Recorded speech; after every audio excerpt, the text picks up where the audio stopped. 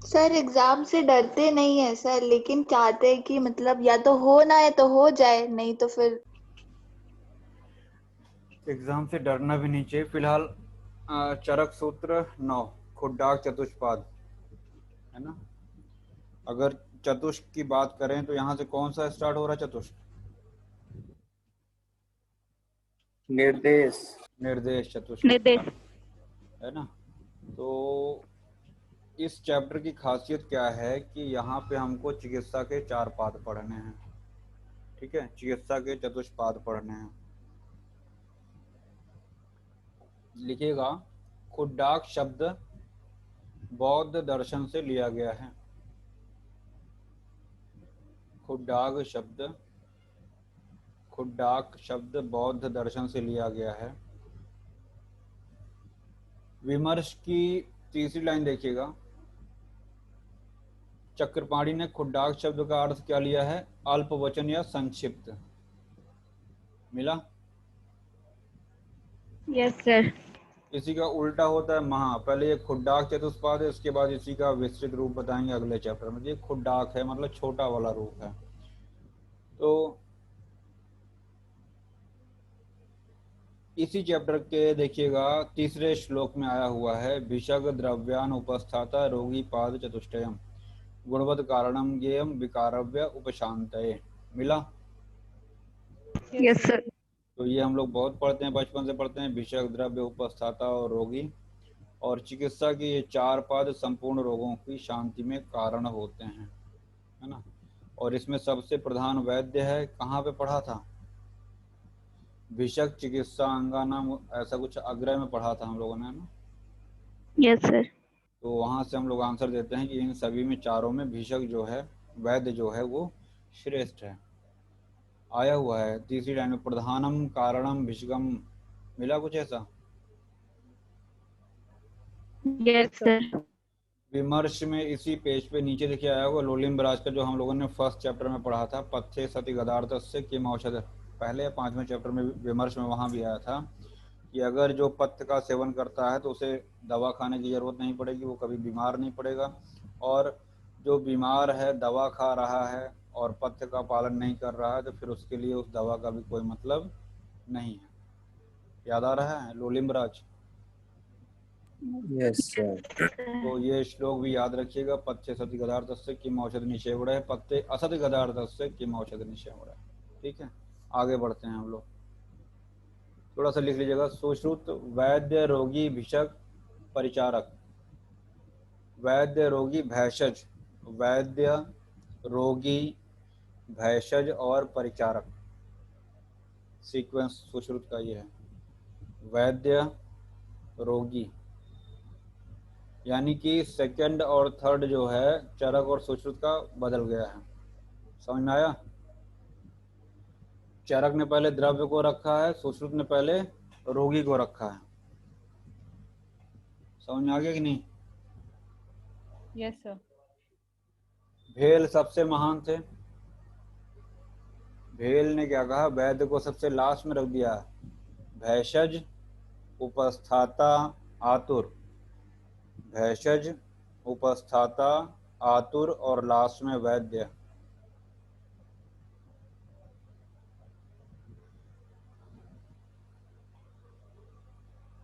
Reference लिख लीजिएगा, चिकित्सा चतुष्पाद कहाँ कहाँ आया है।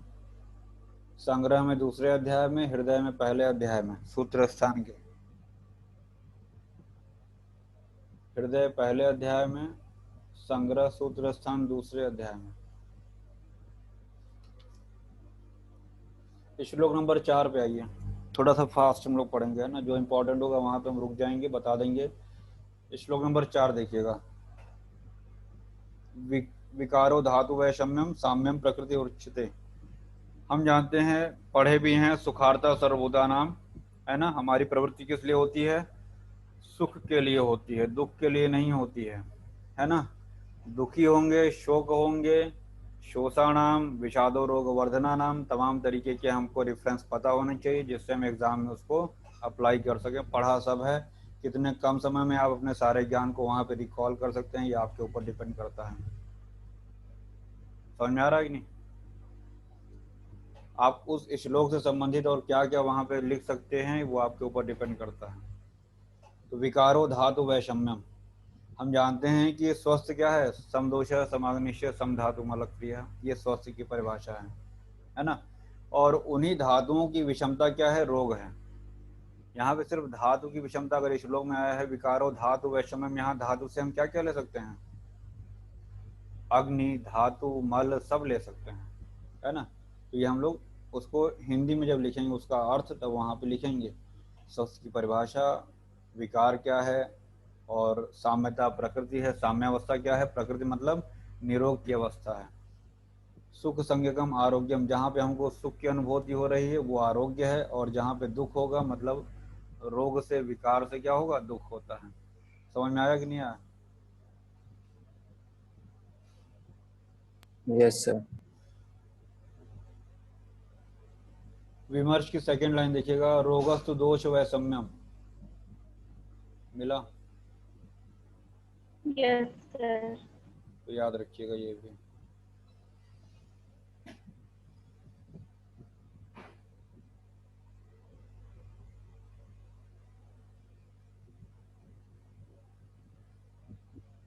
बाकी विमर्श में देखेंगे तो दोष धातु इन सब के बारे में थोड़ा बहुत दे रखा है, उसको देख लीजिएगा, बचपन से पढ़ते आ रहे हैं, यहाँ हम नहीं बताने जा रहे हैं। जो पैराग्राफ चेंज हुआ है विमर्श का, सुश्रुत में रोग की परिभाषा क्या दी गई है, अस्मिन शास्त्रे पंच महाभूत शरीरी समवाय पुरुष इति उच्यते। बार बार हम ये लाइन बोलते हैं, याद आ रहा है? Yes, sir. Yes sir. तद दुख Yes, sir. संयोगाः व्याधयः इति उच्यन्ते। दुख का संयोग होना क्या है, व्याधि है, वही चरक भी कह रहे हैं, विकारो दुख में वचा। और देखिएगा पातंजल योग दर्शन की एक लाइन लिखी हुई है, वेदना क्या है, अनुकूल वेदनियम सुखम प्रतिकूल वेदनियम दुखम। हमारे मन के अनुकूल कोई कार्य हो रहा है तो हमको सुख की प्राप्ति होगी, हमारे विपरीत कोई कार्य हो रहा है तो उससे क्या होगा, वेदना होगी, और वेदना ही क्या है, दुख की अवस्था है। और हमने क्या पढ़ा, विकारो दुखमेव च। समझ में आया? ये पतंजलि वाली Yes, लाइन sir. भी याद रखिएगा, चरक की लाइन याद रखिएगा, सुश्रुत की लाइन याद रखिएगा। फिर इसके बाद चिकित्सा की परिभाषा, अभी हम लोगों ने एक परिभाषा पढ़ी सूत्र 16 में, या भी क्रिया भी जायन्ते शरीरे धातुवा समा। कॉपी पे लिख लिया करो सब, या भी क्रिया भी जायन्ते शरीरे धातुवा समा।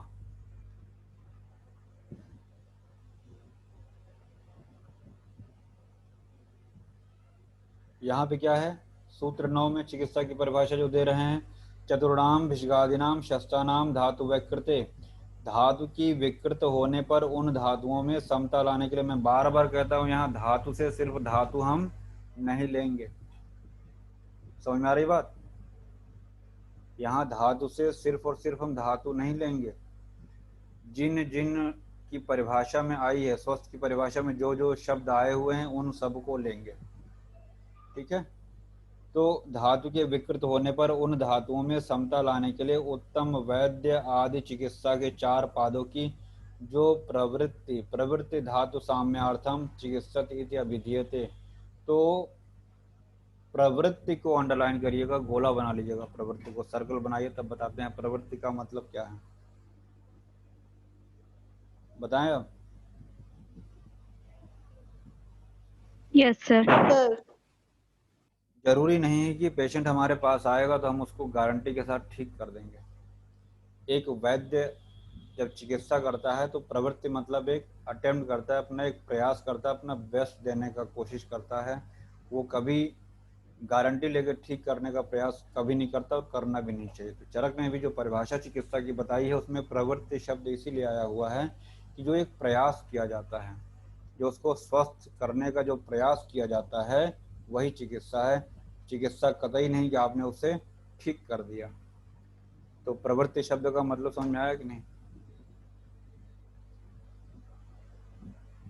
प्रयास करना, प्रवृत्ति का मतलब प्रयास करना। कहीं नहीं लिखा हुआ है कि धातुओं को साम्यावस्था में लाना, स्वस्थ कर देना ही चिकित्सा है, ये नहीं लिखा है। उसका जो प्रवृत्ति है, जो आपकी वो प्रवृत्ति है, उसके लिए जो आप प्रयास कर रहे हैं वैद्य होके, अपने चतुष्पाद का प्रयोग करते हुए धातुओं को साम्यावस्था में लाने का जो प्रवृत्ति यानी प्रयास कर रहे हैं, वो चिकित्सा है। विमर्श की सेकंड लाइन देखिएगा, क्या लिखा हुआ है, कुछ जाना पहचाना से लग रहा है? Yes, sir. यही Yes, अभी हम sir. बोले हैं ना, या भी क्रियाभिर जानते शरीरे धातुव समा सा चिकित्सा विकारणम कर्म तद्विजाम मतम। चरक सूत्र 16 का है, रेफरेंस लिख लीजिए वहीं पे। ऊपर एक चीज और लिख लीजिएगा, भेल ने उपस्थाता यानी अटेंडेंट को प्रतिश्रावी कहा है। प्रतिश्रावी।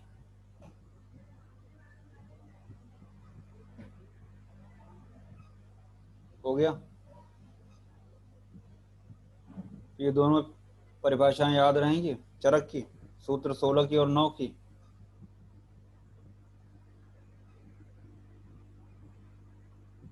Yes sir. हाँ, सवाल यहाँ उठता है कि चरक निदान 8 में हमने एक चिकित्सा की परिभाषा बताई थी, वो कौन सी चिकित्सा थी और क्या परिभाषा बताई थी? सर वो सर आदर्श विशुद्ध चिकित्सा की परिभाषा हाँ, थी तो लिख डालो। विषमाम कुरुते बुद्धि नहीं नहीं नित्य। नहीं नहीं। सर, प्रयोगा समये व्याधि यो हाँ, अन्य Yes, अन्य sir. उदरेत। ये अब ये बताएगी कि अभी जो गलत श्लोक बोलने जा रहे थे वो काहे का श्लोक था?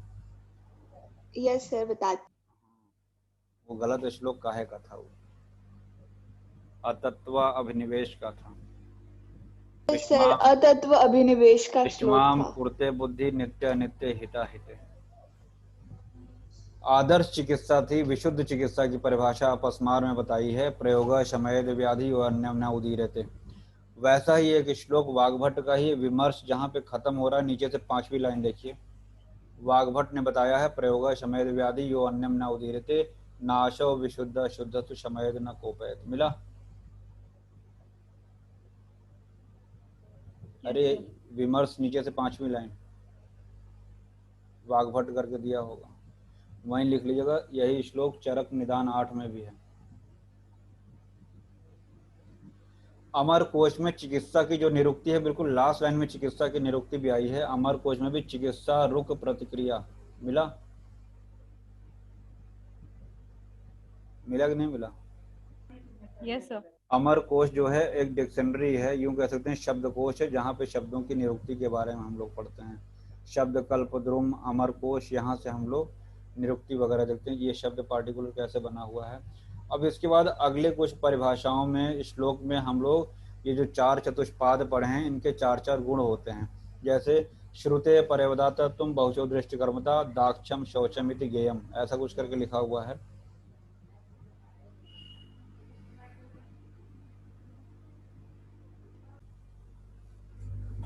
तो देखिएगा वहाँ 4 चीजें आएंगी, श्रुते पर्यवदातुम बहुशो दृष्टि कर्मता, है ना। दाक्षम शौचम मतलब दक्ष होना चाहिए, वैद्य को पवित्र होना चाहिए। ये पवित्रता जो है केवल बाहर से नहीं, अंदर से भी पवित्र होना चाहिए, मन भी पवित्र होना चाहिए। छल प्रपंच से रहित होना चाहिए, जो हम लोगों ने रोग अभिसर वैद्य के बारे में पढ़ा था, है ना। मैंने आपको कुछ एग्जाम्पल भी बताए थे, है ना, कैसे एजेंट बनाए रहते हैं ये सब। मतलब ये सब नहीं होना चाहिए, पवित्र होना चाहिए, मन से भी, वचन से भी और कर्म से भी पवित्रता होना चाहिए। दाक्ष मतलब निपुण होना चाहिए, उसको जो है क्लिनिकल स्किल होना चाहिए उसके अंदर। दृष्टि कर्मता मतलब क्या होता है? अपने सर जी के साथ में ओटी में जाके वो सर्जरी वगैरह देखा हो, ओपीडी में बैठ के सर के साथ पेशेंट देखा हो। दृष्टि कर्मता वो मतलब उसको अप्लाइड एस्पेक्ट और प्रैक्टिकल भी उसको पता होना चाहिए, सिर्फ किताबी ज्ञान नहीं होना चाहिए। और साथ ही साथ क्या है, शास्त्र का अच्छी प्रकार से ज्ञान होना चाहिए। श्रुते पर्यवदातत्व मतलब शास्त्र का उसको अच्छी प्रकार से नॉलेज, शास्त्र को भी जाने, उसका अप्लाइड एस्पेक्ट भी जाने, दक्ष होना चाहिए, निपुण होना चाहिए और पवित्र होना चाहिए। ये 4 किसके गुण हो गए? हमारे आपके यानी कि वैद्य के होने चाहिए। ठीक है। इसके बाद औषधि की बात करें, द्रव्य कैसा होना चाहिए, है ना। अगर हम द्रव्य की बात करें तो द्रव्य कैसा होना चाहिए? बहुता तत्र योगत्वम अनेक विध कल्पना। बहुता मतलब हर जगह आसानी से बहुलता में उपलब्ध हो, पता चला कि यहाँ मिल रहा है। आपसे किसी ने फोन किया कि डॉक्टर साहब ऐसे ऐसे काढ़ा बनाना है, कौन सा काढ़ा पिया, आपने कुछ ऐसा बता दिया कि उसके यहाँ तो मिल ही नहीं रहा है, वो ढूंढ रहा है बेचारा, इधर से उधर कहीं नहीं मिल रहा है। तो बहुता, है ना, औषधियों का अधिक रूप में प्राप्त होना। योग्यत्वम, योग्यत्वम मतलब व्याधि का विनाश करने में योग्यता होनी चाहिए उसमें। ऐसा ना हो कि दवा खा रहे हैं उसका कोई मतलब ही नहीं बन रहा, योग्यता होनी चाहिए, योग्यत्वम। अनेक विधि कल्पना, हम जानते हैं कि सोरस, कल्प, श्रित, शीत, फांड, इस प्रकार की कल्पनाएं बनाई जाती हैं। अगर अब बच्चे को देना है तो छोटा बच्चा कैसे वटी खाएगा, कैसे चूर्ण खाएगा, है ना, तो स्वरस फॉर्म में भी बन जाना चाहिए, मतलब जिसका विभिन्न कल्पनाओं में निर्माण किया जा सके। तो बहुता हो गया, जो हर जगह इजीली अवेलेबल हो। योग्यत्वम, रोग का शमन करने की उसमें योग्यता हो। अनेक विधि कल्पना, अनेक कल्पनाओं में उसका निर्माण हो सके, है ना। संपत का मतलब क्या हुआ, संपत इति आया ना, अगली लाइन में फर्स्ट वर्ड संपत इति, संपच्चे इति आया हुआ है ना, कौन बताएगा? सर पोटेंसी से है, तो मतलब सर वो गुण संपन्न सर रस पंचक मतलब की, रस रस गुण पंचक की, गुण सवीर वीर सवीर्य होना चाहिए। ऐसा ना हो कि उसकी सवीरता अवधि समाप्त हो गई हो, पता चला कि वो औषधि जो है रॉ मटेरियल उसका फार्मेसी में आके बहुत दिन तक रखा था, जब खराब हो गई तब उसका दवाई बना दिया, उसमें कोई दम ही नहीं है। अरे डॉक्टर साहब दवाई से कोई फायदा नहीं हुआ, मतलब वो डॉक्टर साहब की गलती नहीं है, वो दवा की गलती थी। क्या है कि उसके सारे रस गुण वीर विपाक प्रभाव सब नष्ट हो चुके थे, यानी कि संपत्ति ही नहीं बचा था, है ना। तो याद रखिएगा ये चारों जो गुण हैं ये किसके हो गए, द्रव्य के हैं। और वाग्भट्ट का विमर्श का चौथी लाइन देखिएगा, तो बहुता से स्टार्ट होता है तो वो चरक का है, बहुकल्प से स्टार्ट होता है तो वो वाग्भट्ट का जो हम लोगों ने फसियन पढ़ा है, बहुकल्पम बहुगुणम संपन्नम योग्य औषधम। बहुकल्पनम, बहुकल्पम मतलब जिसकी बहुत सी कल्पनाएं बनाई जा सकें। बहुगुणम, ऐसा ना हो, यहाँ पे वाग्भट का थोड़ा सा अच्छा लगता है कि एक ही नहीं कई रोगों पे जिसका असर दिखे, है ना। और यस सर, ब्रॉड संपन्न, स्पेक्ट्रम। संपन्न का मतलब क्या हुआ, वही रस गुण वीर विभाग वीर सभी से संपन्न हो। योग्यता होनी चाहिए, व्याधि को नष्ट करने की उसमें योग्यता होनी चाहिए। इस प्रकार से वाग्भट ने भी 4 गुण बताए हैं। सुश्रुत का बहुत मजेदार है, बहुत लंबा भी है, हाँ दिया हुआ है लास्ट में देखिए विमर्श का। प्रशस्त देश संभूतम प्रशस्ते अहनी च उद्धृतम युक्त मात्रम मनस्कांतम गंधवर्ण रसान्वितम दोष अघ्नम ग्लानिकरम, अग्लानिकरम है वो, विकारी विपर्य समीक्ष दत्तम काले च भैंसजम पादम उच्यते। मिला, याद हो जाएगा। Yes sir. सबसे अच्छा है, इन्होंने ड्रग के कलेक्शन से लेके सब कुछ बता डाला है। प्रशस्त देश संभूतम, हम लोगों को बताया गया है कि हमको किस भूमि से औषध संग्रह करना चाहिए, आग्नेय भूमि कौन सी है, वायव्य भूमि कौन सी है, इस प्रकार के पंच महाभूतों के आधार पे भूमि का भी विभाजन किया गया है। तो सुश्रुत ने कहा है प्रशस्त देश से जो औषधि जो है ग्रहण की गई हो, प्रशस्ते अहनि च उद्धृतम मतलब उचित समय में उचित काल में उसको ग्रहण किया गया हो, है ना। युक्त मात्रम मनस्कांतम गंध वर्ण रसाद, यहाँ पे कह सकते हैं कि युक्ति पूर्वक मन के अनुरूप और जो गंध वर्ण रस इन सभी में संपन्न हो, परिपूर्ण हो, दोष को नष्ट करने वाली हो, जिससे ग्लानि न हो, अग्लानिकरम जिसके सेवन से ग्लानि न उत्पन्न हो, है ना, और विकार का शमन करे, विकार का विपर्य करे, है ना। तो इस प्रकार के औषधि के गुण किसने बताए हैं, सुश्रुत ने बताए हैं। हिंदी तो यहाँ लिखी नहीं है,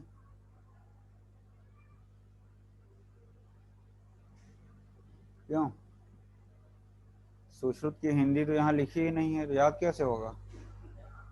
चलो अभी हम भेज देंगे। फिलहाल 8 नंबर श्लोक देखिए, उपचारक अटेंडेंट कैसा होना चाहिए, है ना।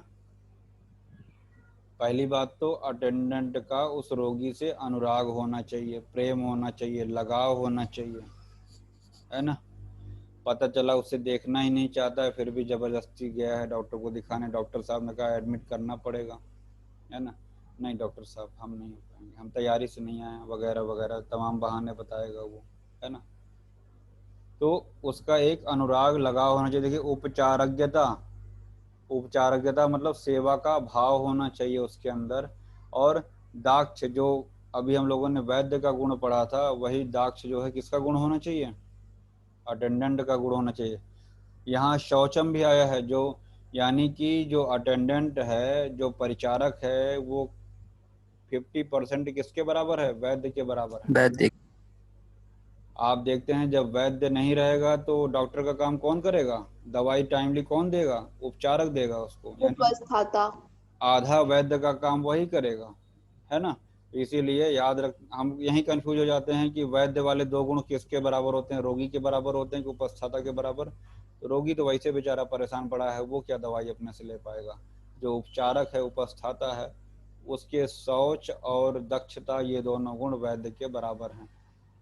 बस खाली शास्त्र का ज्ञान उसको नहीं है, और क्या नहीं है? प्रैक्टिकल दृष्टिकर्मता नहीं है, वो भी डॉक्टर बन जाए। सही बात है कि नहीं? श्रुते पर्यावदत्तम और बहुशो दृष्टिकर्मता, ये दोनों चीजें नहीं है, नहीं तो वो भी डॉक्टर बन जाए जो अटेंडेंट है। आगे देखिए, आई थिंक समझ में आ गया होगा। उपचारज्ञता, दाक्ष, अनुराग, अभी हमने बताया कि रोगी के प्रति उसका अनुराग होना चाहिए। और शौच, वही बात हुई, मन और शरीर दोनों पवित्र होना चाहिए। ठीक है, आगे बढ़ा जाए। लास्ट में आता है रोगी। रोगी कैसा होना चाहिए? थोड़ा सा मुझे यहाँ पे अजीब लगता है। क्या लगता है बताते हैं। पहला क्या है? स्मृति निर्देश कारित्वम अभीरु। स्मृति मतलब उसकी स्मरण शक्ति अच्छी होनी चाहिए। ऐसा ना हो कि भूल जाए, रे डॉक्टर साहब संजीवनी बट्टी 2-2 गोली 4 बार कहे थे कि 4 गोली 2 बार कहे थे, है ना। उसकी स्मृति जो है ठीक ठाक होनी चाहिए, नहीं तो लेने के देने पड़ जाएंगे। क्लियर? तो स्मृति होना चाहिए, उसकी याददाश्त अच्छी होनी चाहिए। निर्देश कारित्वम, वैद्य के निर्देशों का पालन करने वाला होना चाहिए। मनमानी न करे, जैसा डॉक्टर कहे वैसा करने वाला हो तब तो ठीक है, नहीं तो जय सिया राम है। ठीक है। इसके बाद है अभीरु। डरपोक नहीं होना चाहिए कि डॉक्टर साहब ने इंजेक्शन भरना स्टार्ट किया और भाग खड़ा हुआ, है ना। डॉक्टर साहब ओटी में ले गए, चारों तरफ देखा, अरे ये क्या होने जा रहा, भाग खड़ा हुआ। तो ऐसा नहीं होना चाहिए, डरपोक नहीं होना चाहिए। और क्या है? ज्ञापकत्वम, रोग तथा उपद्रवों को अच्छी प्रकार से बता सके। पता चला कि डॉक्टर साहब को अपनी बात ही नहीं बता पा रहे, समस्या क्या क्या है। तो भाई जब तक आप अपनी समस्या नहीं बता पाओगे तो डॉक्टर को पता कैसे चलेगा? भाई वो दर्शन कर सकता है, स्पर्शन कर सकता है, प्रश्न तो आपको ही उत्तर देना पड़ेगा, है ना। तो समझ में आया कि नहीं आया? तो ये चारों गुण किसके होने चाहिए? रोगी के। रोगी के। बहुत अच्छा सा चार्ट बना है, वहां सारी बातें लिखी हुई हैं, देख लीजिएगा उसको। 10 नंबर श्लोक का सेकंड हाफ देखिएगा। अभी हम लोगों ने बताया कि आग्रह में भी भिषक को श्रेष्ठ बताया गया है। यहाँ क्या कह रहे हैं? चिकित्सक की प्रधानता।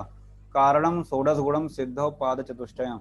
ये जो 4 चौके 16 हो जाते हैं, ये 16 गुण, यानी 4 पाद के 4-4 गुण करके पाद चतुष्टय बोलते हैं इसको। क्या बोलते हैं? पाद चतुष्टय, चतुष्टय। विज्ञाता, शासिता, योक्ता, प्रधानम, भिषगत्र तु। इन सभी में कौन प्रधान है? वैद्य, भिषक, है ना।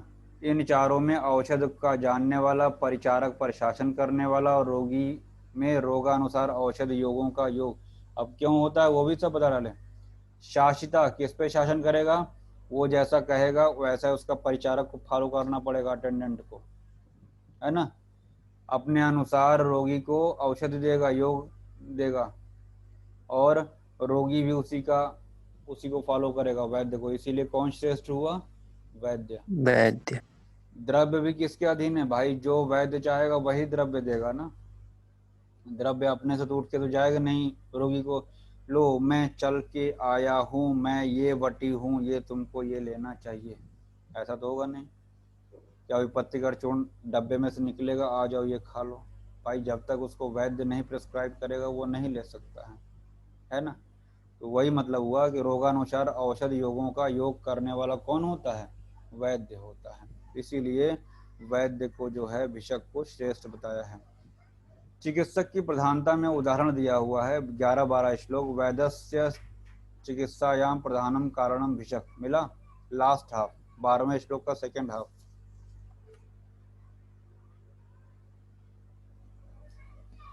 बोलो। यस। Yes sir. 13 नंबर श्लोक यूजी के लिए इंपॉर्टेंट है। 13 नंबर श्लोक यूजी के लिए इंपॉर्टेंट है। अगर ये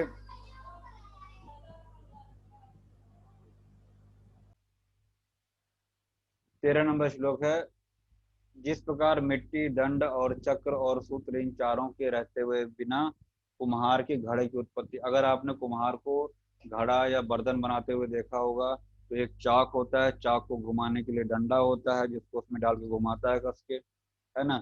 मिट्टी होती है, और आपने देखा होगा जब कुल्हड़ या कोई पात्र जब बन के तैयार हो जाता है, जब वो अपने हाथ से आकृति दे देता है तो उस चाक से उसको अलग करने के लिए किसका प्रयोग करता है?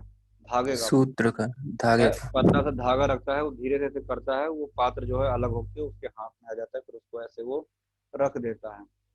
तो वही कह रहा है यहाँ पे चरक, ये बता रहे हैं कि मिट्टी भी है, सूत्र भी है, दंड भी है, चक्र भी है। कौन नहीं है? बिना कुम्हार के अपने से घड़ा थोड़े ना बन जाएगा। बिना कुम्हार के घड़ा बन सकता है क्या? No sir.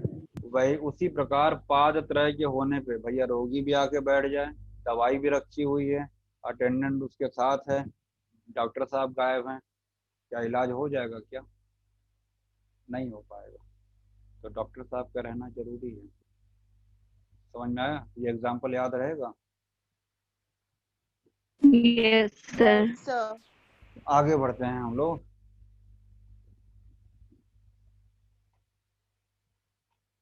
पंद्रह नंबर श्लोक देखिएगा।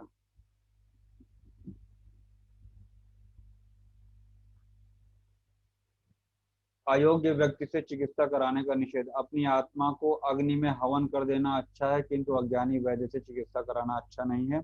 वर्मात्मा हो तो अज्ञेन न चिकित्सा प्रवर्तिता। मतलब अपने आप को आग में झुलसा दो वो सही है, लेकिन किसी झोला छाप के पास, किसी अज्ञानी वैद्य के पास मत जाओ। समझ में आया? ऐसा सूत्र एक में भी कई श्लोक हम लोग पढ़ चुके हैं, याद रहेगा। Yes sir. ये 15वां श्लोक इंपॉर्टेंट है, याद रखिएगा। अगले श्लोक 17 में सेकंड हाफ भिषक मानी वैद्य आया होगा।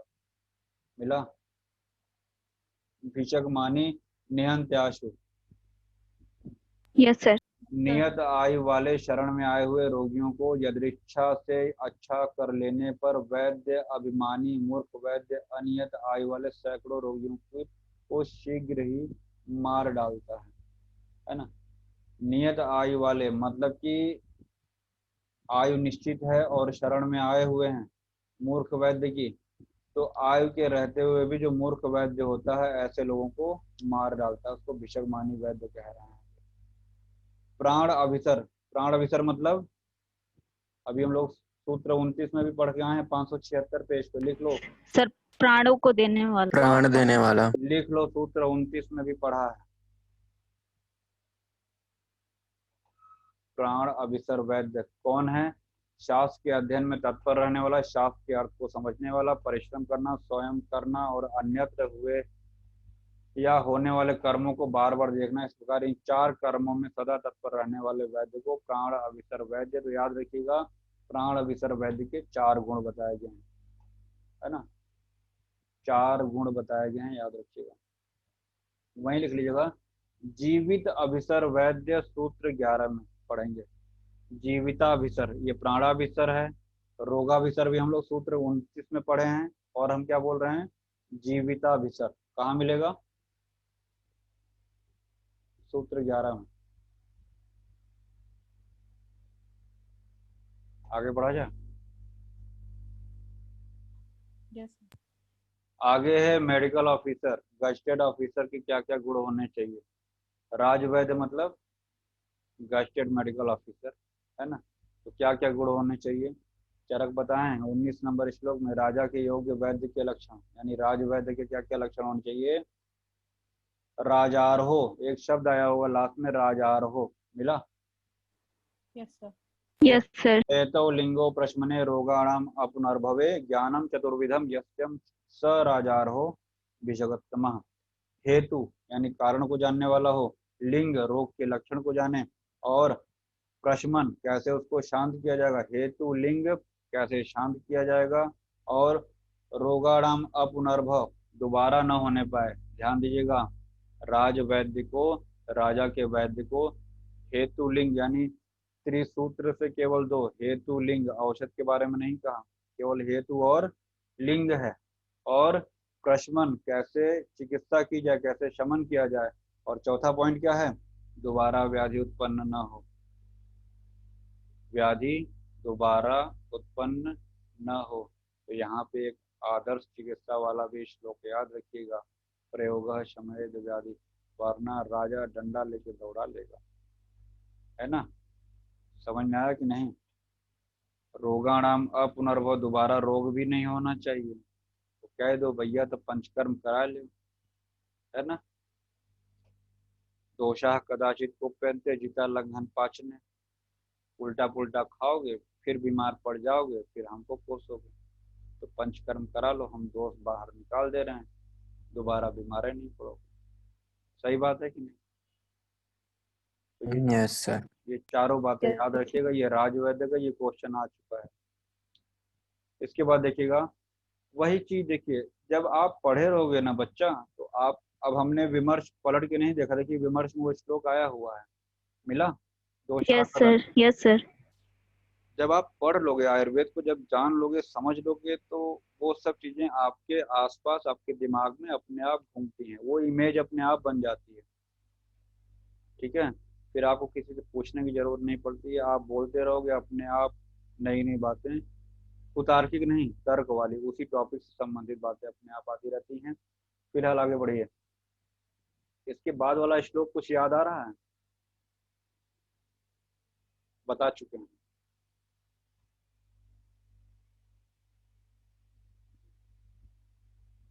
श्लोक नंबर 20,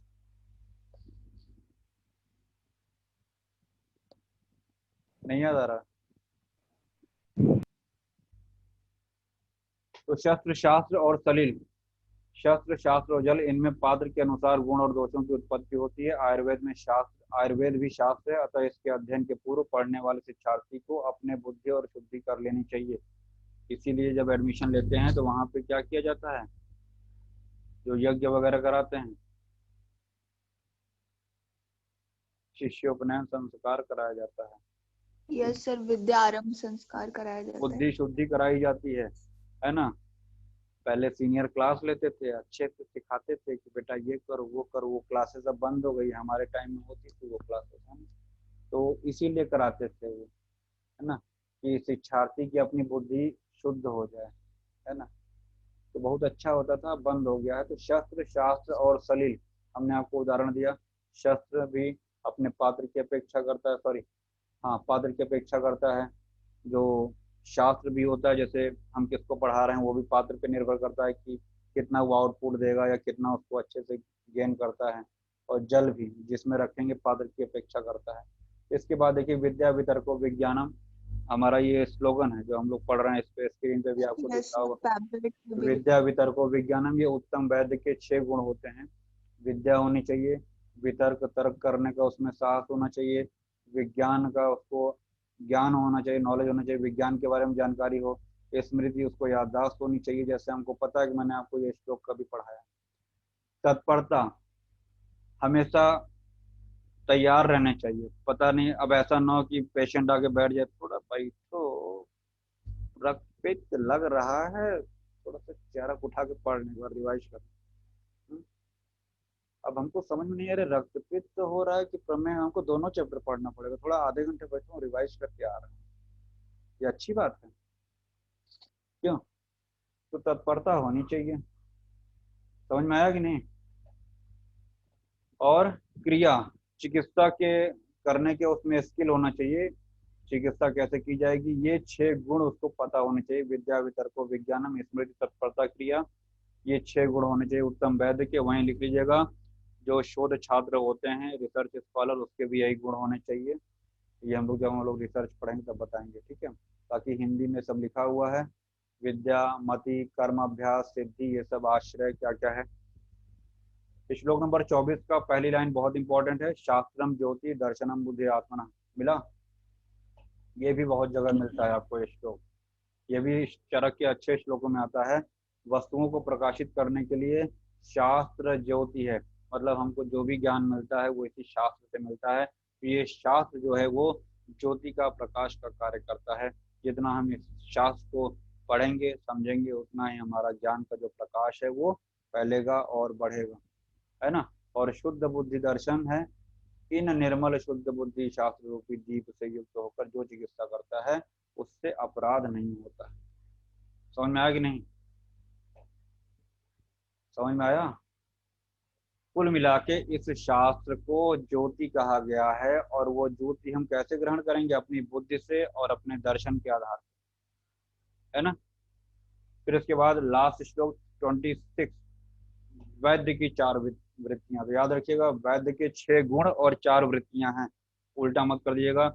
मैत्री, वो जब मुन्ना भाई में कहता है ना कि जब वो लड़की बोलती है कि वो जब एग्जाम्पल देता है मैं अपनी बेटी का ऑपरेशन को शायद मेरे हाथ काम जाते हैं, उसको चरक ने कहा है, यस सर। आपको अपने पेशेंट के साथ मित्रता का भाव रखना चाहिए। बिल्कुल सही बोली थी, है ना। एक लगाव होना चाहिए अपने रोगी के साथ, है ना। तो मित्रता का भाव होना चाहिए। और कारुण्यम आर्तेषु, मैत्री कारुण्य आर्तेषु, कारुण्यम मतलब रोगी के व्यक्तियों पर दया का भाव होना चाहिए। और शक्य प्रीत, साध्य रोगों में प्रेम पूर्वक चिकित्सा करनी चाहिए। सिर्फ साध्य रोग बोला है, ध्यान दीजिएगा। प्रकृति से भूतेषु उपेक्षणम, असाध्य रोगों की या रोग की उपेक्षा का भाव रखना चाहिए। याद रहेगा ये, असाध्य रोग की चिकित्सा नहीं करनी है। ये भी लिखा, प्रकृतिषु भूतेषु उपेक्षणम। मिला? Yes, sir. Yes sir. इसके विपरीत जो असाध्य रोग है उनकी उपेक्षा कर देनी चाहिए। चरक ने कई जगह ये पॉइंट लिखा है कि हमको असाध्य रोगों की चिकित्सा नहीं करना है। कहीं उन्होंने स्पष्ट रूप से कह दिया है कि हम ये जो चिकित्सा बता रहे हैं सिर्फ और सिर्फ साध्य रोगों के लिए बता रहे हैं। ठीक है, जा सकते हैं। आज के लिए इतना ही, बाकी 10-11 अगले लेक्चर में।